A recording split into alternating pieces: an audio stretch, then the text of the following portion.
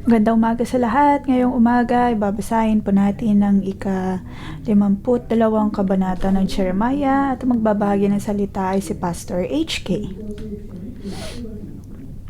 Masasabi natin ito ng konklusyon ng librong Jeremiah. Kikita natin dito ang uri ng Diyos na mayroon si Jeremiah. Siya ay Diyos ng kasaysayan. Siya ang Alpha at Omega, ang pasimula at ang katapusan.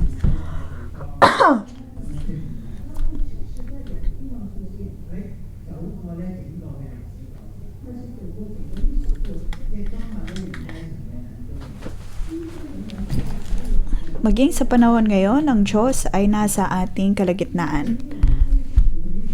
At kahit anumang hindi pa nangyayari, noon ay mapapangyari dahil sa kapahintulutan ng Diyos. At sa kahit alinmang punto ng kasaysayan, ang Panginoon ay nangusap sa propeta at kanyang sinabi sa propeta ang mga bagay na magaganap. At ngunit para sa Diyos, ang mga propesiyang ito ay tila nangyayari na. Dito malalaman natin na ang Diyos ang may kontrol ng kasaysayan.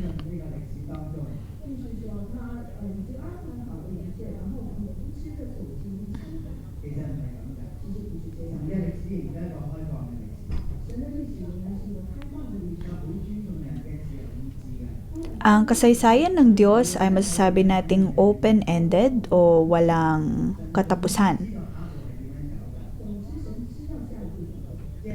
Kahit ano pa mang reaksyon ng mayroon tayo sa mga pangyayaring ito, ang Diyos ay bukas sa lahat ng iyon. Kumbaga, kung ikaw ay isang chess player,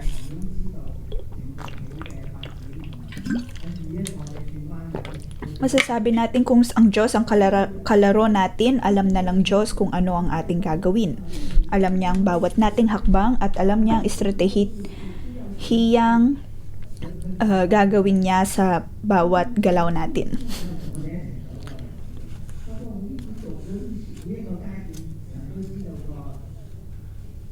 Ang Diyos ang kasama natin sa lahat ng mga pangyayari sa kasaysayan.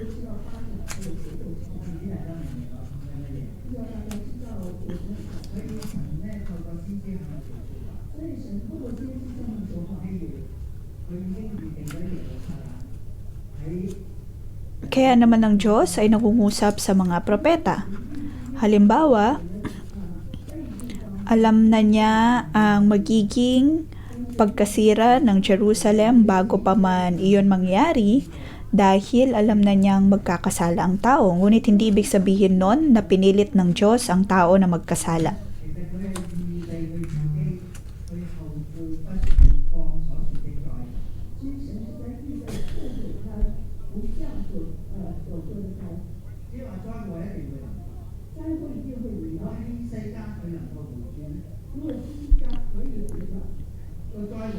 Kung si Zedekiah ay humingi ng kapatawaran sa kanyang kasalanan, hindi sana mangyayari ang mga pagpaparusa o pagkawasak na natanggap ng Jerusalem.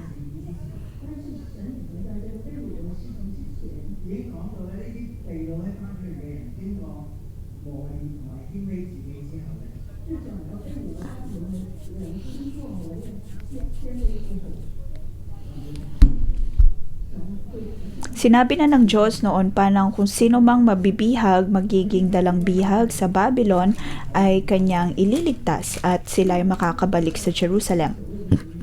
Sorry.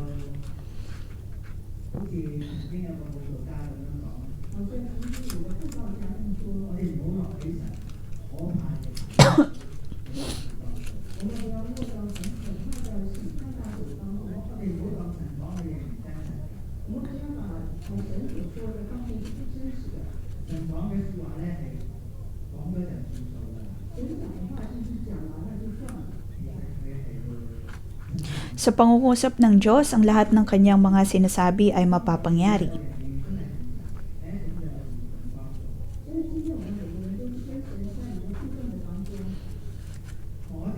Para sa bawat isa po sa atin, tayo po ay nakikipag-ugnayan sa Diyos araw-araw at ang bawat nating pagkilos ay mayroong kahihinatnan at kailangan po nating harapin ang bawat epekto nito.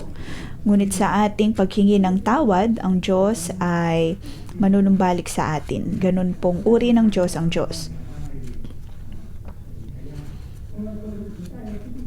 Ngayon, magpapakita po ako ng PowerPoint dito.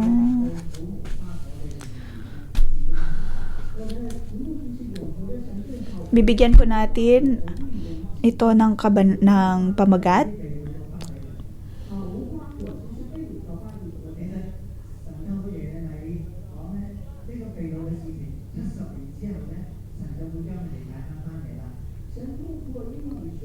Ang propesiya ng walang hanggang Diyos ay mapapangyari.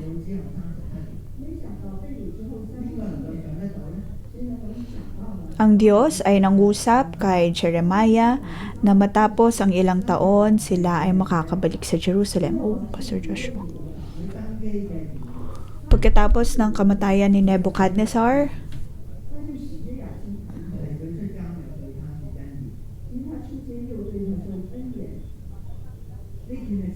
kanyang tinrato si Jehoiakim ng maayos at kanyang pinalaya. Yun ay isang bagay na hindi mahulaan ng tao o kaya ng kung sino man noon.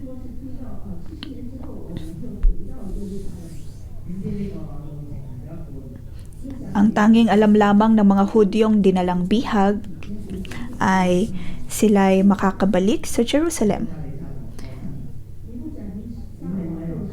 Ngunit sa kalahating taon pa lamang, matapos ang 30 taon ay nakabalik na sila. Sunod-sunod nang nangyari ang mga magagandang bagay para sa mga Hudyo. Para sa ating lahat, tayo ay gumagawa ng mga desisyon ayon sa ating pananaw.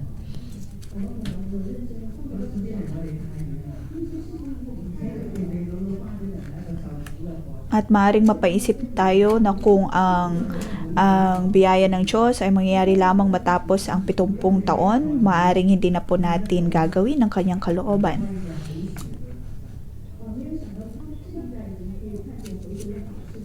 At pagdating nga sa mga Hudyo, pag-aakala nila hindi na nila makikita ang pagsasakatuparan ng propesiya ng Diyos.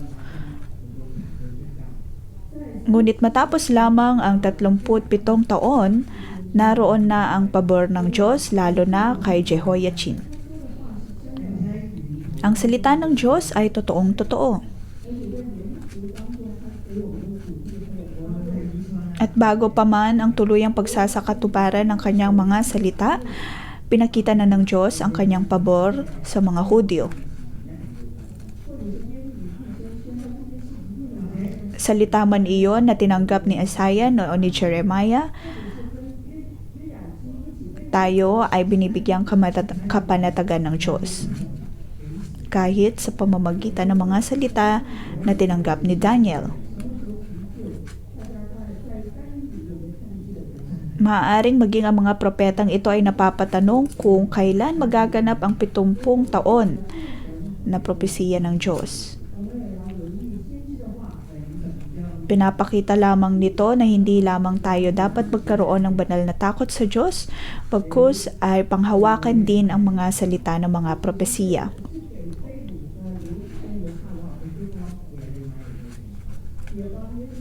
Ang chapter 52 ay hindi lamang nagbibigay pag-asa sa mga Hudyo na dinalang bihag sa Jerusalem, sa Babylonia. Bagkus ito din ay nagpapakita ng hustisya para kay Jeremiah. Dahil maraming nagsasabi na siya ay isang traidor at para bang hindi niya mahal ang Jerusalem.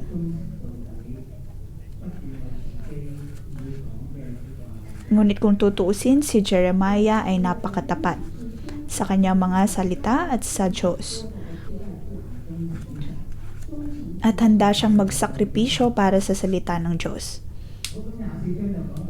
May ilan pa po tayong PowerPoint slides na ipapakita. Sa chapter 24 ng libro ng Jeremiah, nabanggit po doon ang tungkol sa mabubuti at masasamang ignos.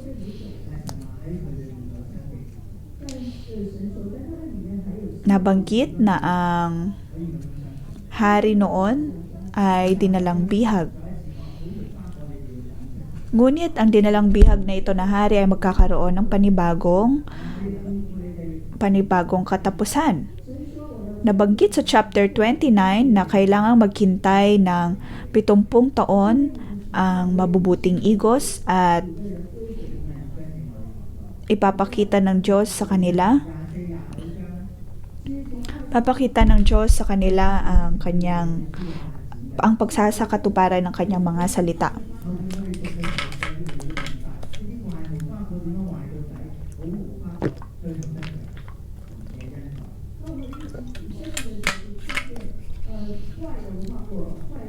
Sa pagbabasa natin ng chapter 24 at 29,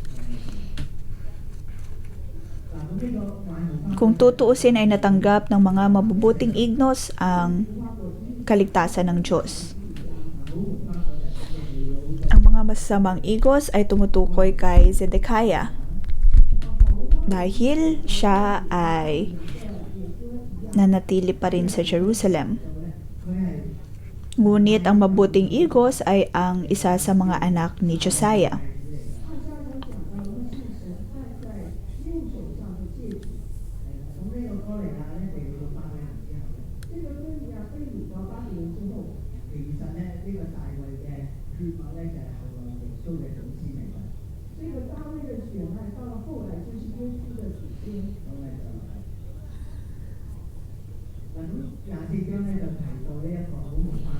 Ang mga lipin ni David ay dinala din sa Babylon.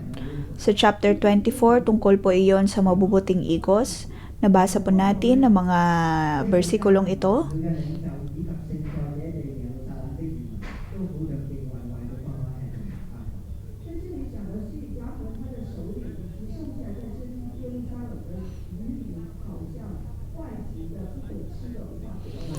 Ang mga masasamang igos ay ang mga taong nanatili sa Jerusalem. Dahil hindi sila nakinig o hindi nila sinunod ang kalooban ng Diyos.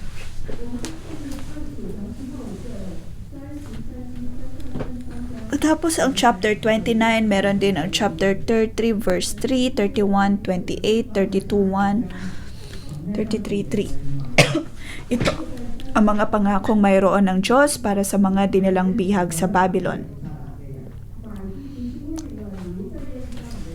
Nabasa din natin na inutusan ng Diyos si Zedekiah na bumili ng lupain. Hindi iyon para sa mga natirang lipi sa Jerusalem, bagkus ay para doon sa mga taong dinalang bihag sa Babylon.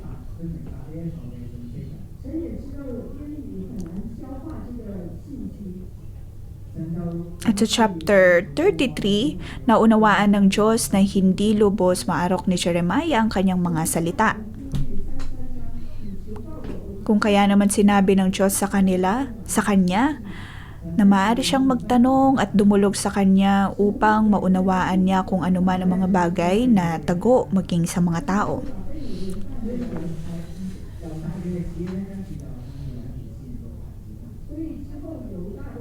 Sinasabi ng Diyos sa kanya na ibabalik ng Diyos ang mga dinalang bihag sa Babylon.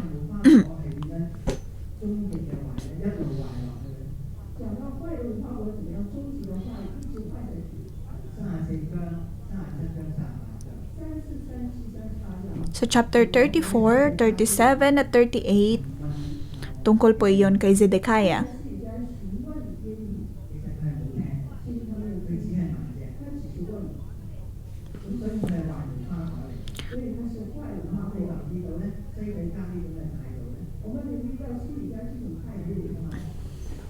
Makikita po natin dito ang pag-uugali ni Zedekiah.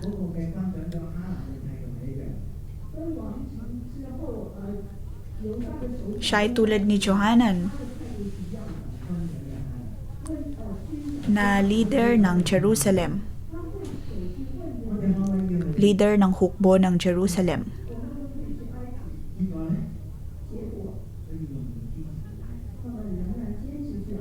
Tinanong ni Johanan ang hari at nagtanong kung maaari ba silang pumunta sa Ehipto, ngunit sinabi ng propeta na hindi. Ngunit bandang huli sila pa rin ay nagtungo sa Ehipto.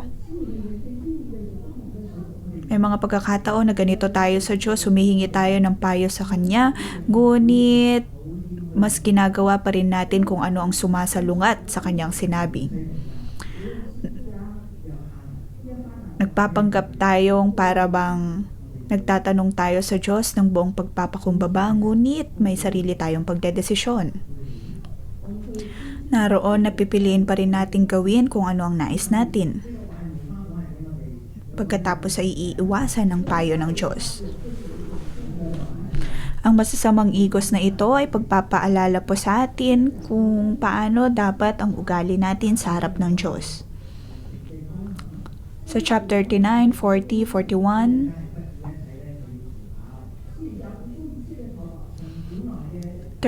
nabanggit doon na ang Jerusalem ay nawasak na ng hukbo ng Babylon.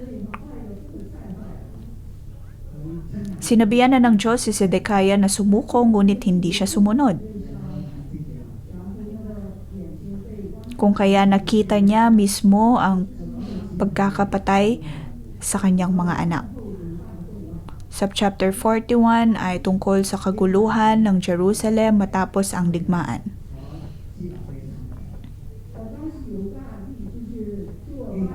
At sa mga panahong iyon, si Gedalias ang gobernador ng Jerusalem.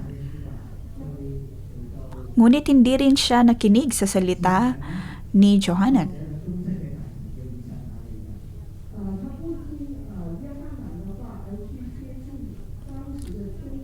Tumanggi siyang sumunod kay Johanan, bagkus ay nakipag-usap kay Ishmael na isa pang mataas na opisyal doon.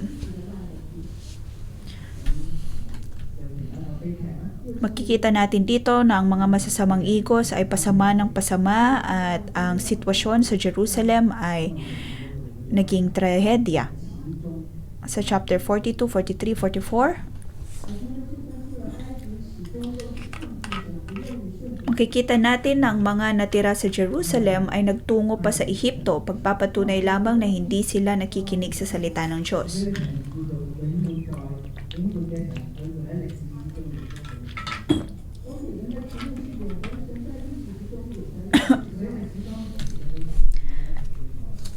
At ngayon nga sa chapter 52, makikita natin na ang Diyos ay ang may kontrol sa kasaysayan at siya'y higit pa sa kung anong makikita natin sa kasaysayan.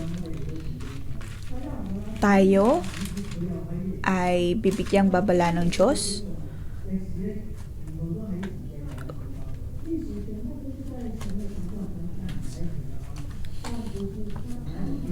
Ang kasaysayan ay nasa kamay ng Diyos.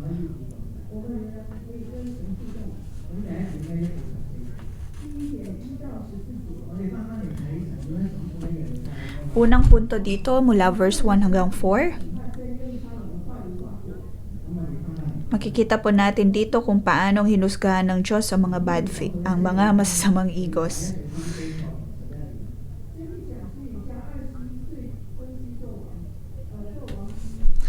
Sa verse 1, si Zedekias ay 21 taong gulang nang maging hari sa Juda at 11 taong naghari sa Jerusalem. Siya ay gumawa ng masama sa harap ng Diyos. Sa verse 4, nabanggit po doon na siya ay nagrebelde sa hari ng Babylon.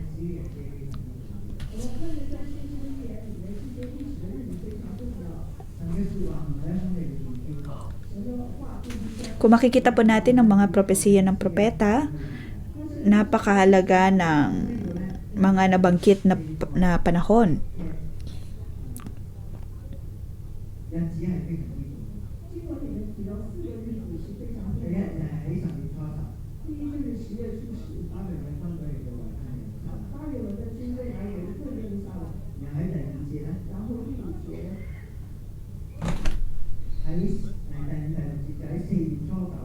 Sa verse 5, ang pagkubkob ay tumagal hanggang sa ika-11 taon ng paghahari ni Zedekias. Nagkaroon ng matinding taggutom sa lungsod. So verse 12,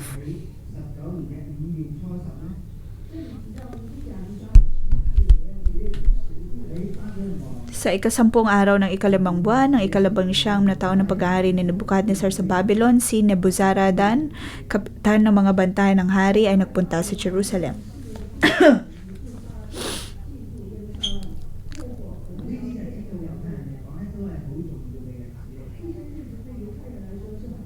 Ang lahat ng mga ito ay mahalagang araw para sa mga Hudyo.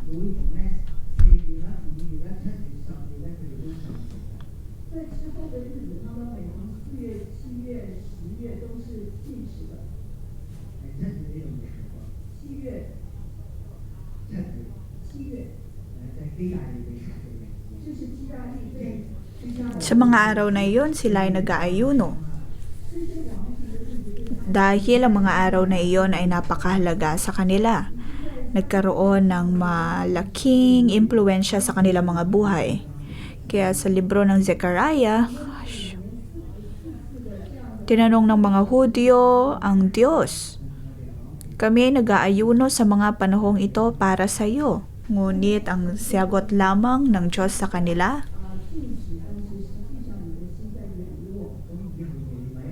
"Nagmumukha lamang kayo nag-aayuno, ngunit kung tutuusin ay walang pagbabago sa inyong mga puso."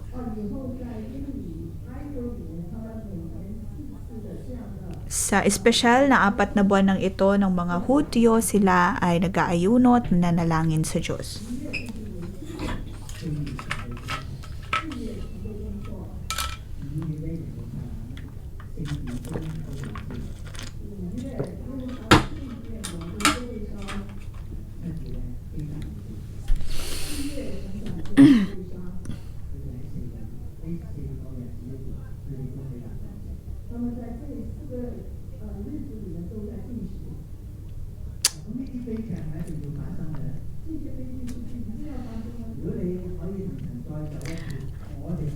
Ang lahat ng mga sakuna na natanggap ng Jerusalem ay nangyari. At kung tayo ay nagbabasa nito, hahayaan po ba natin na mangyari din ang mga sakunang ito sa atin? Malalaman po ba natin kung paano dapat tayo tumugon sa Diyos? Kung tayo po ay may maling tugon sa Diyos, kailangan po nating tanggapin kung ano man ang magiging epekto nito, at ang mga ito ay maaaring maging nakakalungkot.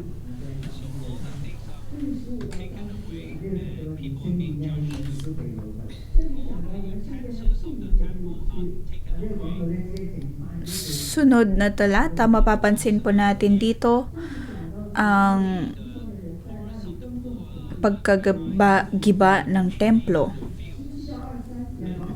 At tanging ang mga mahihirap lamang ang natira upang alagaan ang mga ubasan at sakahan.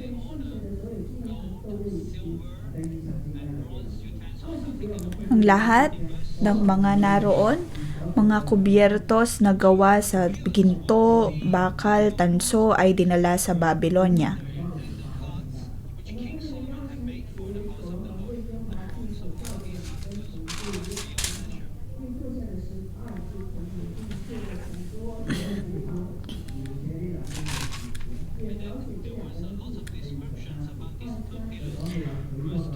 Sa verse 23, nabanggit po doon ang tungkol sa Granada.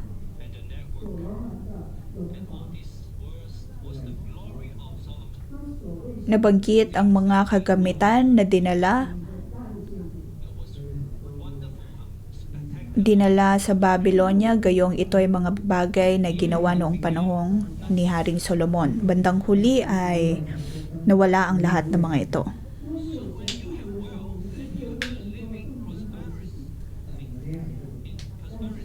Kung tayo po ay may kayamanan, tayo po ay may kasaganaan, pipiliin pa rin po ba nating magpuri sa Diyos?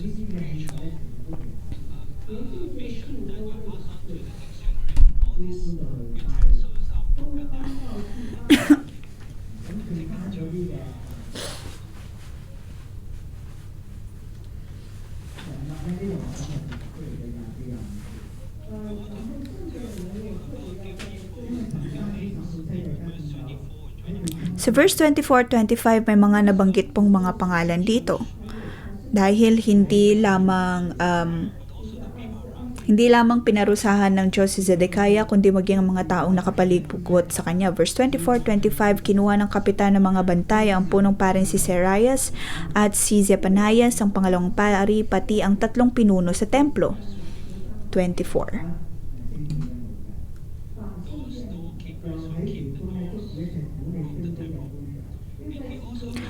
Kumuha rin siya sa lungsod ng isang pinuno na namamahala sa mga mandirigma, 7 lalaki sa konseho ng hari na naroon sa lungsod, isang kalihim ng kapitan at siyang nagsasanay sa mga tao para sa pakikidigma, at may 60 lalaking naroroon pa rin.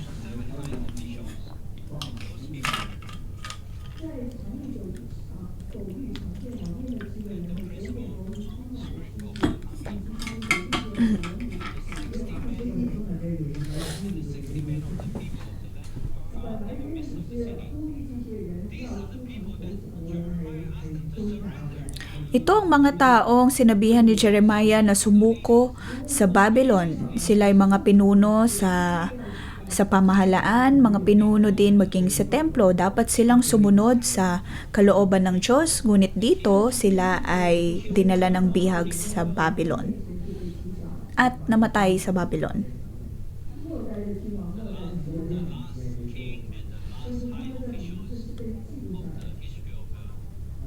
Sila ang huling hari at huling mga pinuno, mga huling opisyal sa Israel. Para sa mga nagbabasa ng kasaysayan, ang bagay na ito ay nakakalungkot, ang pangyayaring ito ay nakakalungkot. Kung tayo ay nasa sitwasyong iyon, ano ang gagawin po natin?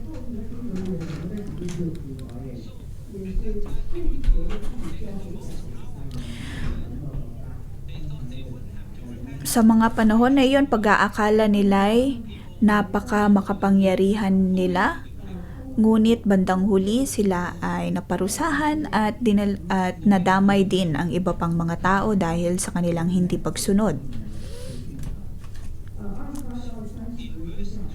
Sa verse 28, tungkol po iyon sa bilang ng mga tao na dinalang bihag sa Babylonia, at mayroon pong 30,000 mga Hudyo na naroon.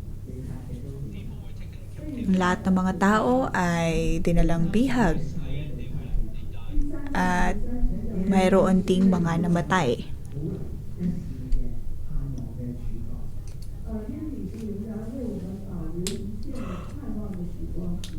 Ngunit dito bandang huli sila pa rin ay mayroong katiting na pag-asa.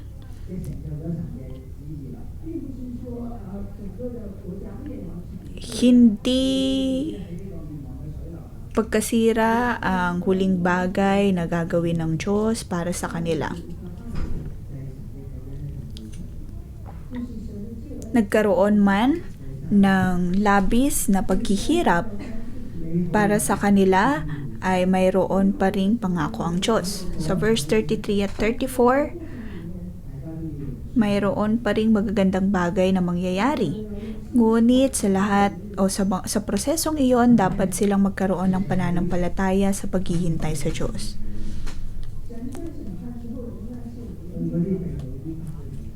Ang Diyos ay puno pa rin ng habag at biyaya. Ang Diyos ay mayroong habag para sa mga taong dinalang bihag sa Babylonia. Matapos ang pagpaparusa ng Diyos, naroon pa rin ang pag-asa. Ang salita ng Diyos ay totoo at ang lahat ng iyon ay mapapangyari.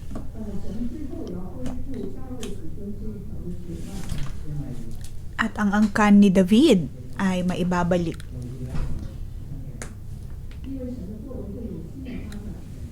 Dahil ang pagkilos ng Diyos ay may panibagong simula. Bandang huli ang Panginoong Hesus ay darating. Ngayon, narinig po natin ang salita ng Diyos at tayo ay naghihintay din sa Kanya.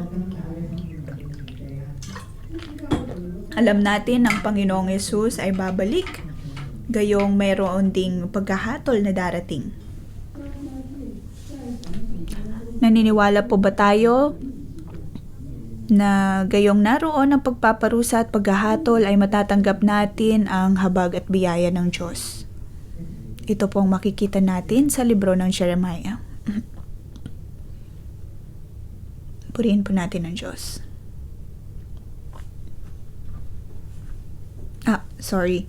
Aakyat si Pastor Joshua upang magbahagi ng kaunti tungkol sa librong ito.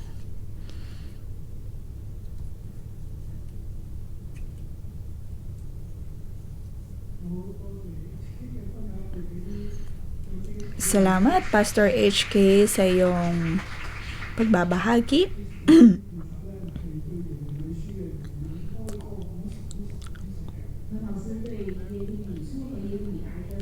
Kung tutusin, si Pastor HK ay napaka-pamilyar pagdating sa mga librong ito.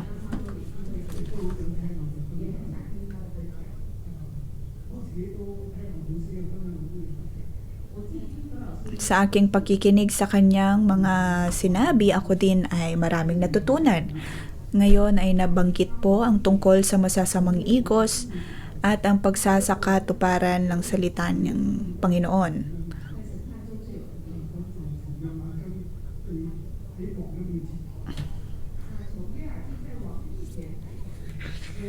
Nabanggit po ang tungkol kay Jehoiachin. Siya ay nakaranas ng pabor sa harap ng hari ng Babylon. Binigyan siya ng Diyos ng pagkain bawat araw. Ibig sabihin, ang hari ng Babylon ay laging kumakain kasama ni Jehoiachin. Nabanggit po iyon sa verse 34. Araw-araw ang kanyang pangangailangan ay ibinibigay ng hari ng Babylonia habang siya ay nabubuhay hanggang sa araw ng kanyang kamatayan. Araw-araw siyang binibigyan.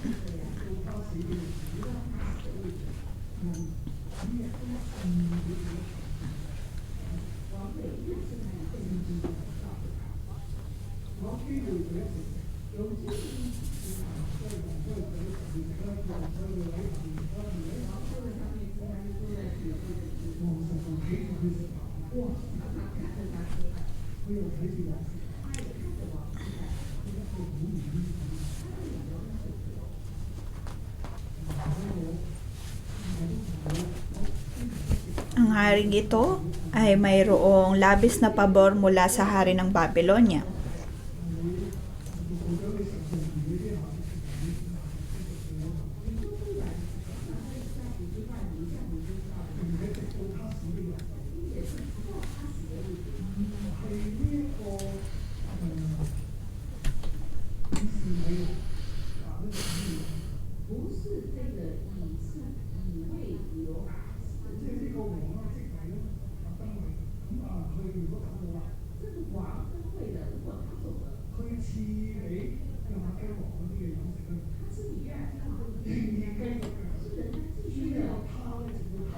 Kahit na sa pagkamatay ng hari ng Babylon, nagpatuloy pa rin ang probisyon para kay Jehoiachin.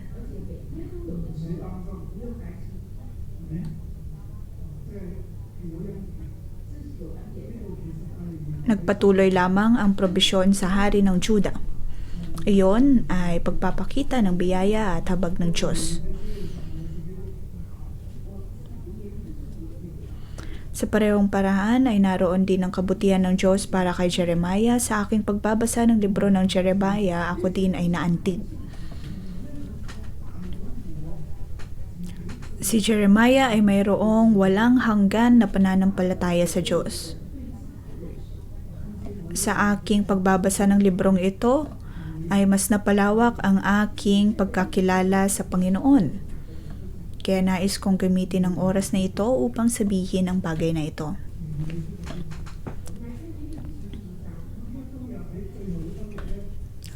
Nais po nating balikan ang chapter 1 ng Jeremiah.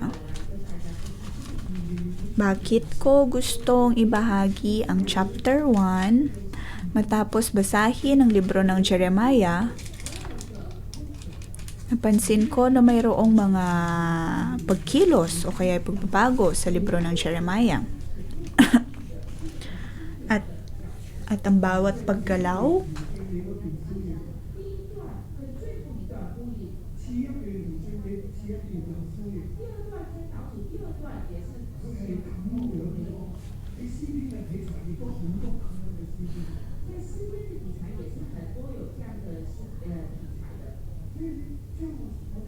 mayalin tulad po natin ito sa paggalaw na nakikita natin sa libro ng mga awit.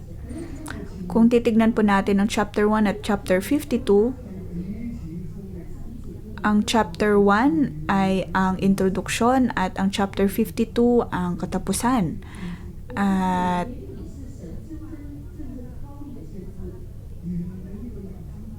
nabanggit doon na si Jeremiah nga ang piniling lingkod ng Diyos. Tulad ng sinabi ni Pastor HK, si Jeremiah ay nagsikripisyo ng marami para sa kanya. At walang nakapagpabago. Siya ay tapat sa salita ng Diyos.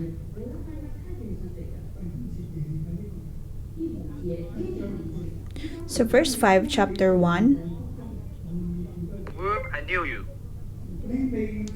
Before you were born, sanctify you. I ordained you a prophet. sabi sa chapter 1,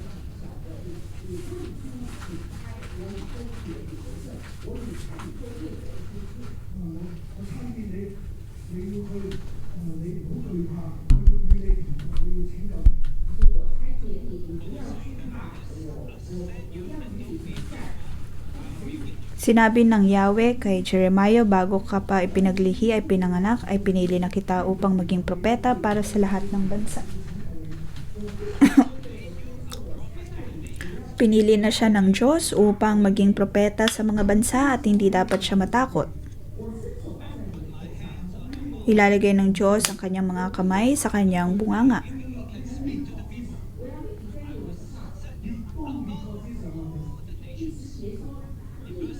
Sa verse 10, ibibigay ko rin ngayon sa iyo ang kapangyarihang mga rangal sa mga bansa at kaharian upang sila'y bunutin at ibagsak, wasakin at itapon, itayo at itanim.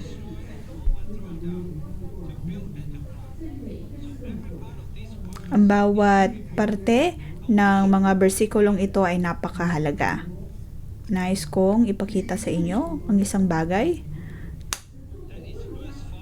Yun po sa verse 5. Bago ka pa ipinaglihi at ipinanganak ay pinili na kita upang maging propeta para sa lahat ng bansa. Bago ka pa man nalikha sa sinapupunan ng iyong magulang. Bago ka pa pinaglihi ay kilala at pinili na kita. Sa Hebreo, ang salitang pag-alam ay napakahalaga. Hindi lamang iyon pagkilala, ngunit pagkilala mula sa loob at labas. Alam ng Diyos ang lahat ng tungkol sa iyo, ang iyong pagkakakilanlan, ang iyong karakter, bawat katangian. Alam ng Diyos ang lahat.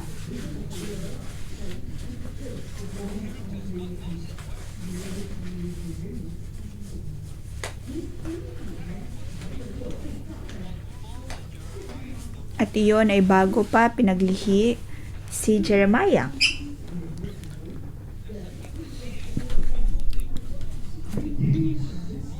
Ibig sabihin, bago pa man siya nalikha bilang tao, bago pa man siya naipaglihi, ay kilala na siya ng Diyos. Ganon din po sa atin. Ganon sa akin at ganon din po sa inyo.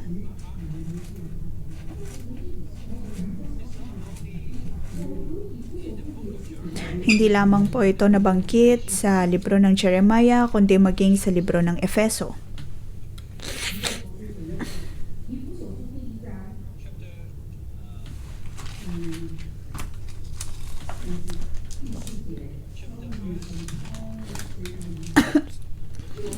Sabi sa Efeso chapter 4,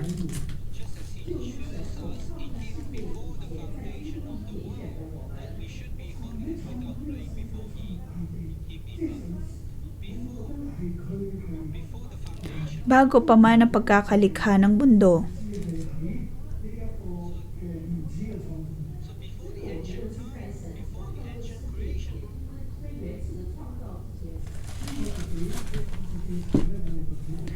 bago pa man ang pinakasimula ng kasaysayan, naroon na ang salita ng Diyos. Sa aking pagbabasa ng Genesis, napansin ko doon na mayroon ng mas nauna pang paglikha.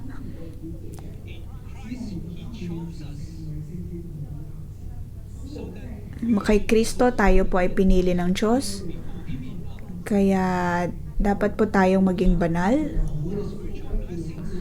upang matanggap po natin ang lahat ng espiritual na pagpapala mula sa Diyos. Nais ng Diyos na gamitin po tayo upang mapangyari ang kanyang kalooban. Ngayon, ang natanggap kong pagpapahayag mula sa Diyos, ang misteryo ng Diyos, ang misteryo ng salita ng Diyos ay ang puno ng buhay, na tayo po ay pinili at hinirang na lingkod ng Diyos.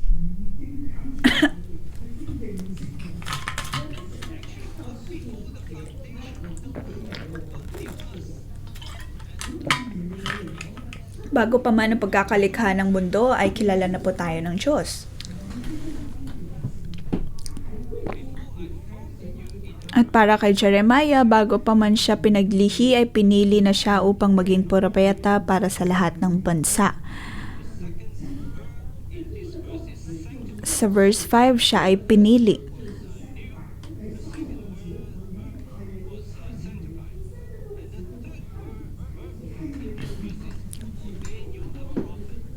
Pinaglihi, pinanganak, at pinili. Ibig sabihin ng nilikha ng Diyos si Jeremiah, mula pa noong simula,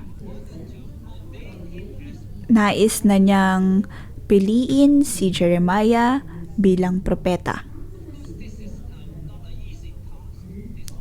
Ang pagkakatawag na ito ay hindi madali.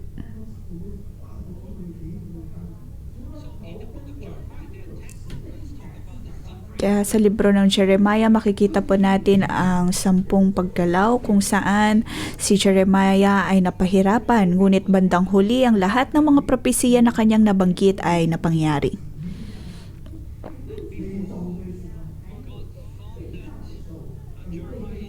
At bago pa man pinaglihi, si Jeremiah ay pinili na siya ng Diyos.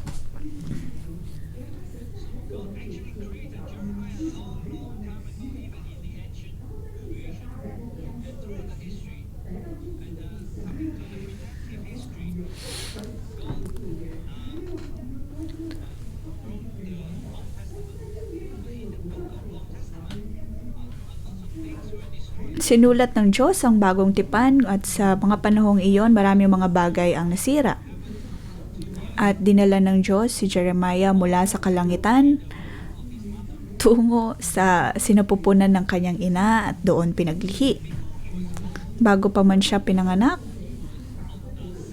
siya na ay pinili ng Diyos. Naibukod para sa ikaluluwalhati ng Diyos at ginawa siyang propeta para sa mga bansa.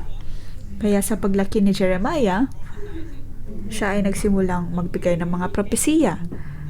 Ngunit maraming mga tao ang lumalaban sa salita ng Diyos, ngunit ang Diyos ay nangusap kay Jeremiah. Maging matapang, huwag matakot, pagkat sasamahan siya ng Diyos.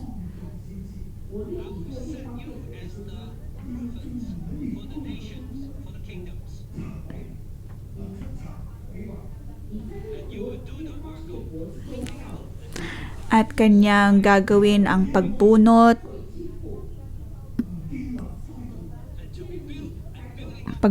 pagbagsak, pagwasak, pagtapon, pagtayo at pagtanim, tulad ng nabanggit ni Pastor HK. At ang lahat ng mga masasamang igos ay mabubunot at ang mga mabubuting igos ay maitatanim. Mula doon ay magkakaroon ng pag-asa. At bandang huli si Jehoiachin ay naitalaga. At matapos ang 70 taon ay pumasok ang Juda, ang Jerusalem sa panibagong kabanata.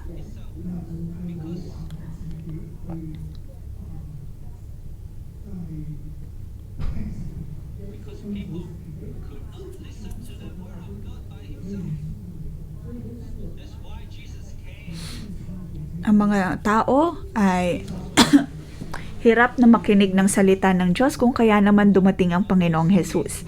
Ginamit ng Diyos ang Panginoong Hesus. At ito ay pagpapakita lamang kung paano ang Diyos ay patuloy na nagbibigay ng pagkakataon para sa tao upang makinig at manumbalik sa Kanya. Tayo ay tinungulungan ng Panginoong Hesus.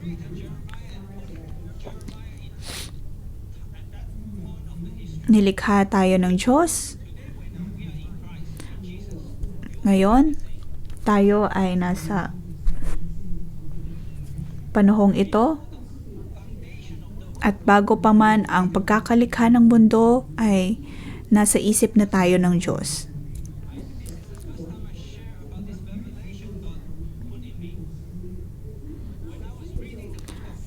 Sa aking pagbabasa ng libro ng Efeso, ako ay napaisip na.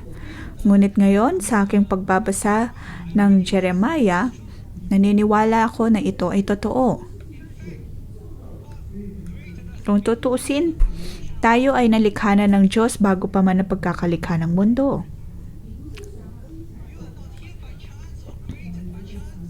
Hindi aksidente na nandito ka.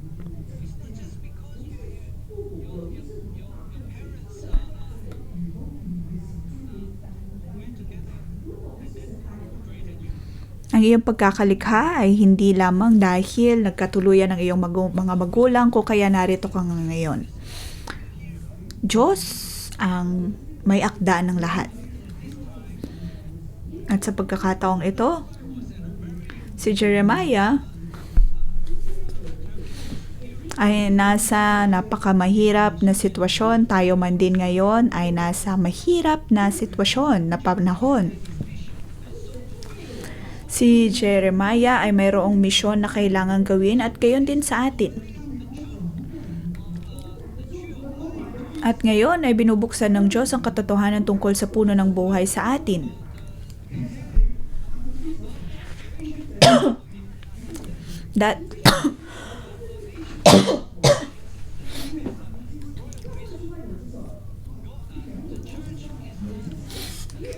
Ang iglesia ang puno ng lahat ng mga nilikha ng Diyos.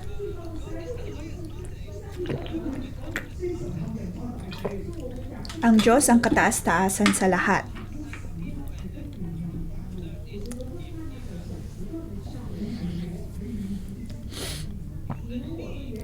Ikaw at ako, tayo ay nilikha ng Diyos bago pa man ang pagkakalikha ng mundo at Diyos ang nagdala sa atin sa lugar na ito, sa panahong ito. Ang Diyos ay mayroong magandang kalooban sa atin. Tulad kay Jeremiah, tayo ay pinili ng Diyos upang maging puno ng buhay. Upang maganap, mapangyari ang misteryo ng Panginoong Hesus, ang misteryo ng Ebanghelyo. Binigay po sa atin ng Diyos ang misteryong ito at nais niya na tumindig tayo bilang puno ng buhay at pangunahan ang lahat ng mga likha niya upang purihin siya at magbigay kaluwalhatian sa Kanya. Ito ay napakagandang mensahe mula sa Panginoon. Hindi po ito aksidente. Diyos ang pumili sa atin.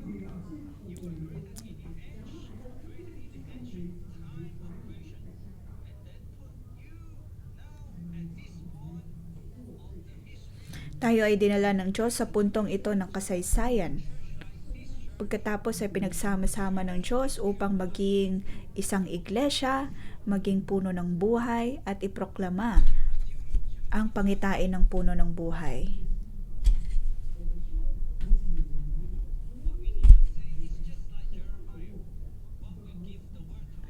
Ibibigay ng Diyos ang kanyang mga salita sa atin. Ngunit kailangan nating tanungin ng Diyos.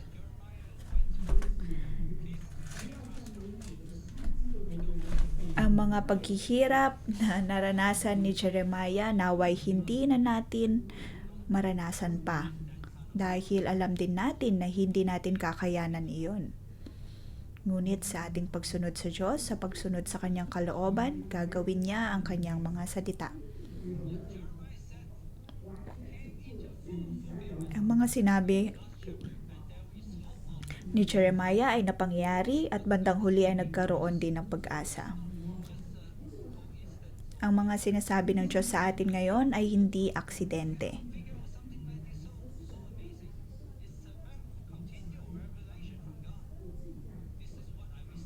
Ito ang aking natanggap mula sa Diyos.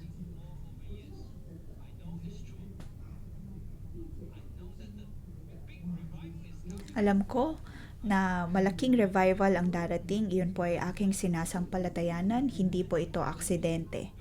Ikaw ay pinili ng Diyos. Kilala ka ng Diyos. Pinili po tayo ng Diyos upang maging puno ng buhay. At ginawa po tayong pamilya ng puno ng buhay. At tinutulungan tayo upang magbigay kaluwalhatian sa Kanya. Tayo ay pinili ng Diyos. Sa libro ng Efeso, madalas ay hindi po natin iyon naunawaan. Ngunit hindi. Tayo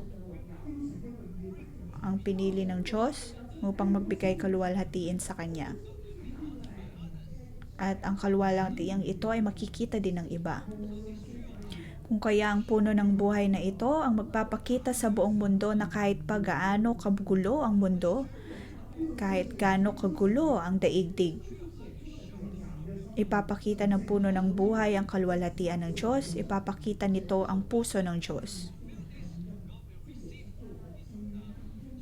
At sa pagsasakatuparan ng mga ito, ang kanyang mga salita ay mapapangyari. Ang kaligtasan ay hindi lamang tungkol sa pagpunta sa kalangitan. Ang kaligtasan na mayroon tayo ay hindi lamang tiket upang makapasok sa kalangitan. Bagkus ay sandata ito upang tayo ay tumindig, dalhin ang pagbabago sa buong mundo, magbago ng mga pamilya at gawin silang mga puno ng buhay upang magbigay kaluwalhatian sa Diyos. Pinili tayo ng Diyos at dinala tayo sa puntong ito ng kasaysayan. Hindi niya po tayo dinala sa ibang panahon ng kasaysayan. O kaya dinala ka sa traditional church, bagkus ay dinala ka sa 611, ikaw ay puno ng buhay. Ito po ang otoridad na mayroon ng Diyos. Iyon po ang kapangyarihan ng Diyos, ang presensya ng Diyos. Mapapangyari po ang lahat ng ito. Amen? Mga kapatid, handa po ba kayong tanggapin ang bagay na ito? Panginoon, kami man po ay nasa aming mga tahanan o sa lugar na ito, alam namin o Diyos na kami ay iyong nilikha. Bago pa man kami nalikha sa sinapupunan ng aming mga magulang, nakilala mo na kami at pinili mo na kami. Nang kami napaglihi, pinili mo na kami. At hinanda upang magamit mo. Sa pagkakapanganak sa amin, nais mo, Panginoon, na kami ay maging puno ng buhay.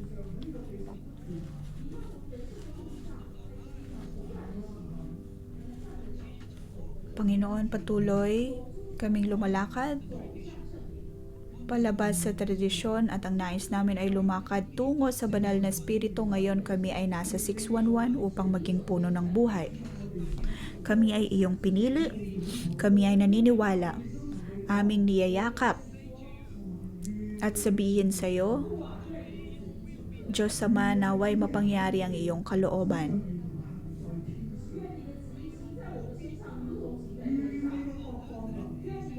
Naway ang iyong kalooban ang siyang mapangyari sa aming buhay. Ang iyong ngalan, O Diyos, ang maluwalhati, ibigyan mo kami, Panginoon, ng probisyon. Patawarin mo kami, O Diyos, tulad ng kung paano namin patawarin ang iba. Iligtas mo kami sa kasamaan at sa bawat tukso ng kaaway.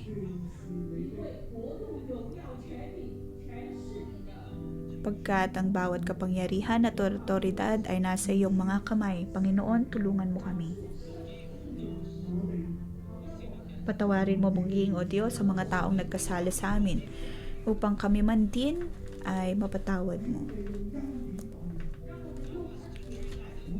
Tulungan mo kami, O Diyos, na tratuhin ang iba ng may habag at biyaya upang kami man din ay makatanggap ng habag at biyaya mula sa iyo.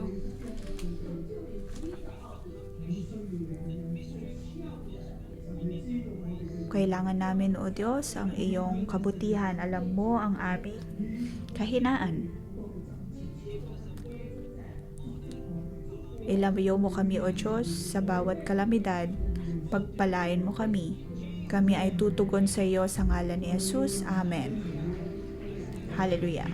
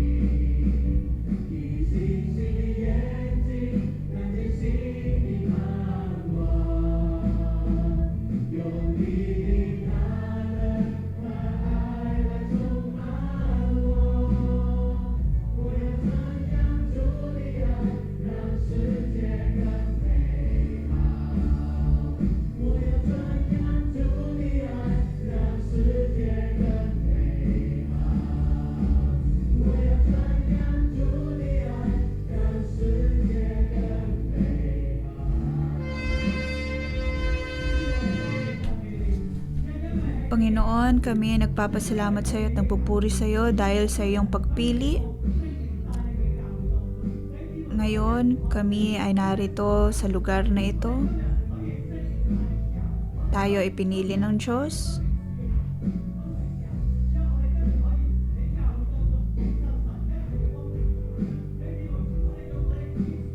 Tanggap po natin ang mga pagpapala mula sa Diyos. Atin pong purihin ang Diyos.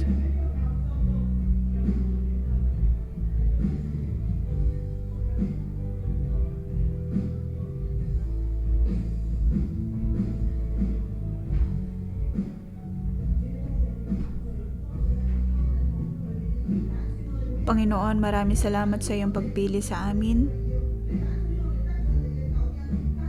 Pinili mo kami, O Diyos, upang matanggap ang iyong pagliligtas.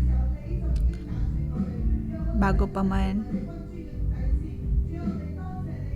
kami napaglihi ay pinili mo na kami.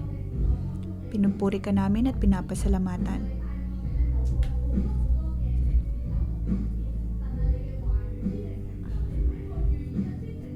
Ang iyong mga salita ay paniguradong mapapangyari. Pagpasalamat po natin sa Diyos ang ating buhay, ang iglesyang ito. Dahil tayo ay napapangunahan.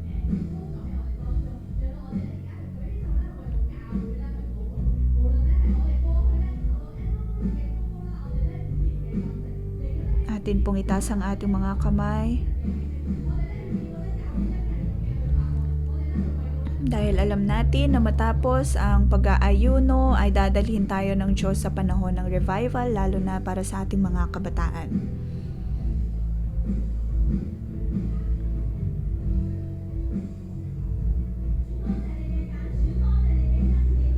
Panginoon, salamat sa iyong pagpili sa amin. Salamat sa iyong pangunguna sa amin. Ang lahat ng mga sinabi ng propeta ay mapapangyari. Sinabi po, O Diyos, na 10,000 mga kabataan ang iyong pipiliin. Hindi lamang kami, O Diyos, magiging puno ng buhay, kundi maging din ang aming mga pamilya. At ang apoy sa buhay ng mga kabataan ay muling magniningas.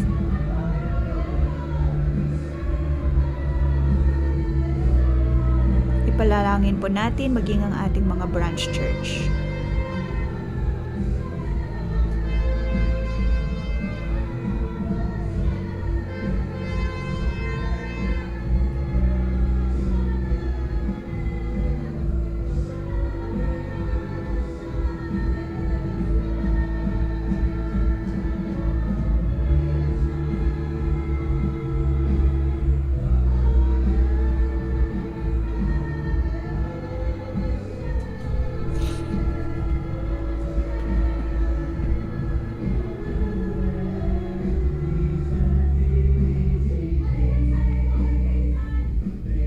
Purihin po natin ang Diyos.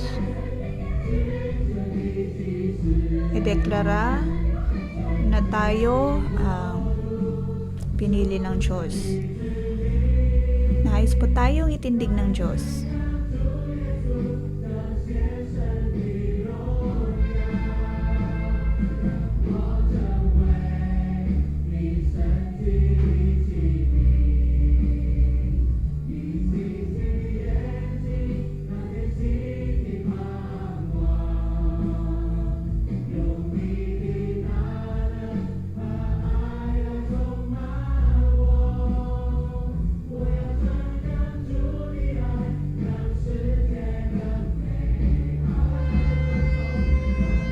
Taas po natin ang ating mga kamay. Panginoon, pinapasalamatan ka namin. Bago pa man kami pinaglahi, ay pinili mo na kami. Pinili mo na kami upang maging iyong hinirang na lingkod.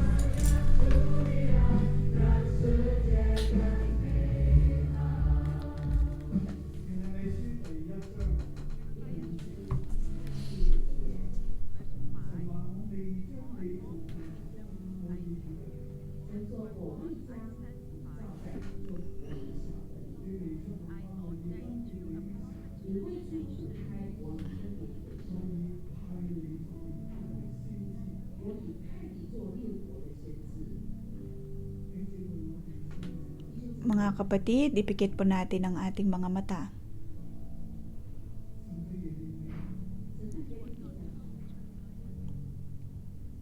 Nakita po natin ang mensahe ng Diyos para kay Jeremiah. Bago pa man siya pinaglihi,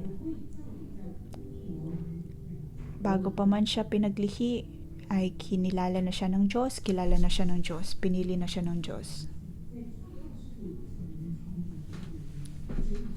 Bago pa man ang pagkakalikha ng Diyos sa mundo, ay pinili na niya si Jeremiah. At sa panahon ng mga hari, ay dinala na ng Diyos si Jeremiah at pinili. Iyon ay sa panahon ni Haring Josiah.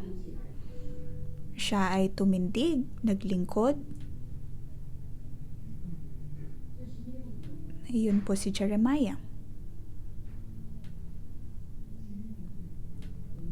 Para po sa atin ngayon, bawat isa po sa atin, kayo man po ay kasama natin on-site o nakikinig online, inibitahan ko po kayo na ipikit ang inyong mga mata at lumakad sa paglalakbay na ito sa Espiritu. Ang ating isip, ang ating espiritu,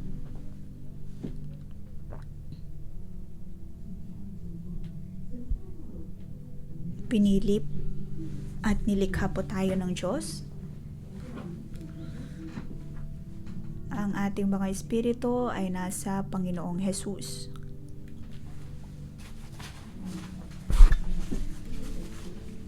Pinili na po tayo ng Diyos.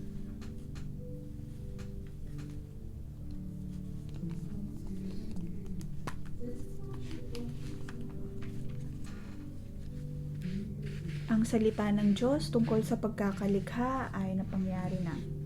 Ang iyong buhay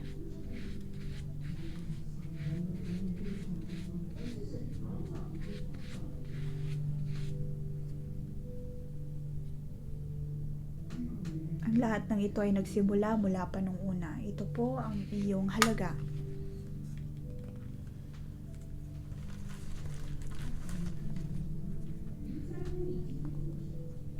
Hindi dahil sa kung anong ginagawa mo ngayon, ngunit pinili ka na ng Diyos bago pa man ito. Handa man tayo o hindi, nandun na ang pagpili ng Diyos.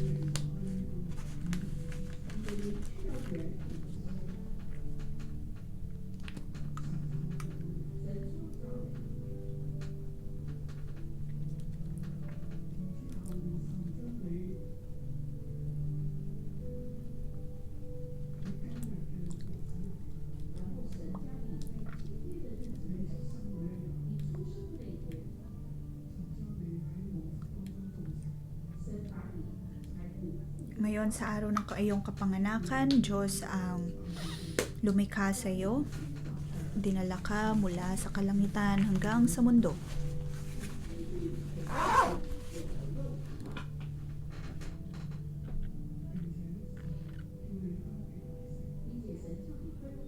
Ikaw ay pinili ng Diyos. Siya ay mayroong misyon para sa iyo. Nais kanyang ipadala tulad ng kung paanong pinili at pinadala niya si Jeremiah. Tulad ni Jeremiah, ikaw ay pinanganak.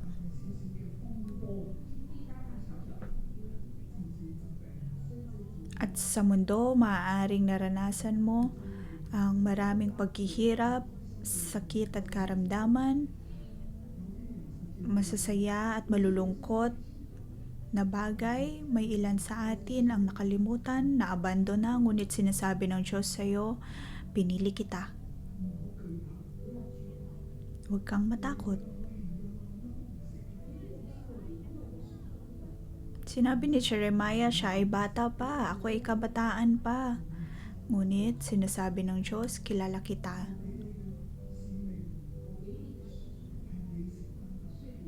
Ang aking misyon para sa iyo ay isang bagay na kaya mong gawin. Huwag kang matakot.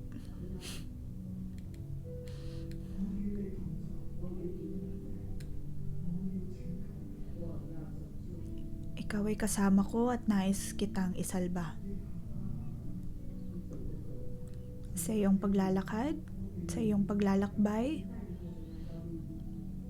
Dinala ka ng Diyos sa 611. Maging parte ng malaking pamilyang ito ng 611. At ngayon, ang Diyos ay nagpapakita ng mas marami pang mga bagay sa atin. Pinapaalala ng Diyos na tayo ang puno ng buhay at ang Diyos ay maluluwalhati sa pamamagitan ng ating buhay. Tayo ay tatawaging puno ng buhay na itinanim mismo ng Diyos para sa kanyang ikadadakila. Tinawag kita bilang lingkod ng Diyos. Nais kitang pagpalain. Natatanggap mo ang dalawang porsyon, ang bawat kahihiyan, ang bawat pagpapahiya ay mawawala at mas pagpapalain ka ng Diyos.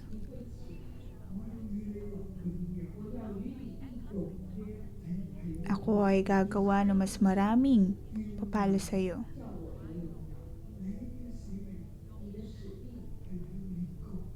Ang ating misyon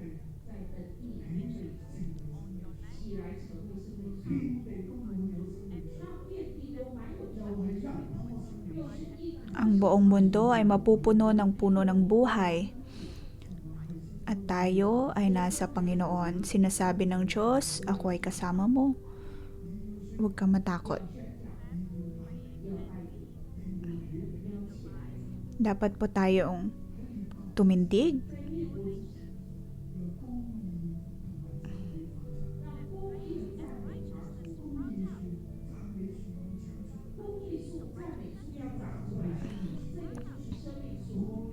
Tayo po ang puno ng buhay.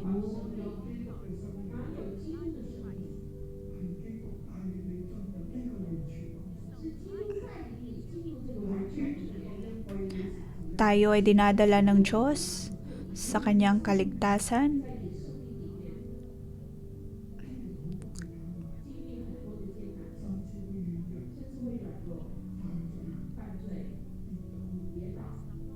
Tayo man ay magkasala, madapa, ngunit sinasabi ng Diyos, kahit na ang kasalanan natin ay kasing pula ng crimson, tayo ay patatawarin ng Diyos. Mga kapatid, sa pangalinong Panginoong naway mapagpala kayong lahat. Kayo ay pinili ng Diyos. Kayo ay minamahal ng Diyos. Ang Diyos ay kasama ninyo. Sinasabi ng Diyos na siya ay Diyos na makapangyarihan sa lahat.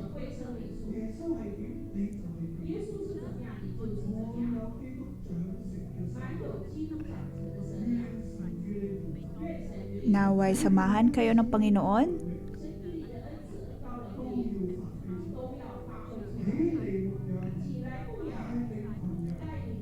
Tumindig at maging disipulo ng Diyos. Naway pagpalain kayo ng Diyos. Sa ngalan ng Panginoong Hesus ay pinagpapala ko kayong lahat. Amen. Dito po nagtatapos ang ating pangumagang debosyon. Magandang umaga.